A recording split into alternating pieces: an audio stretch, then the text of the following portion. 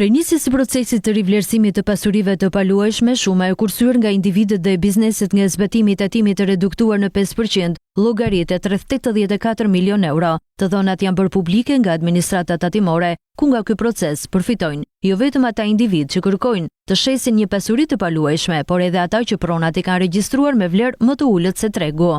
Individët dhe bizneset kanë përfituar nga procesi i rivlerësimit të pasurive, duke ulur kostot fiskale dhe duke përfituar nga lehtësitë ligjore në fuqi. Në total kanë aplikuar 9532 qytetar për këtë proces, ku drejtuesi i Nareas Reinaldo Pipiria thot për Skan TV se interesi për këtë proces po rritet. Çmimet, sidomos në pjesën e Tiranës, kanë arritur një lloj maturiteti, pra një lloj piku. Kam qenë duke konsultuar statistikat, më rezulton që do duhet të jetë diku tek 1960 euro për metër katror, çmimi mesatar në Tiranë, ndërkohë që në 2021-shin, 2022-shin ka qenë rreth 1250 euro për metër katror.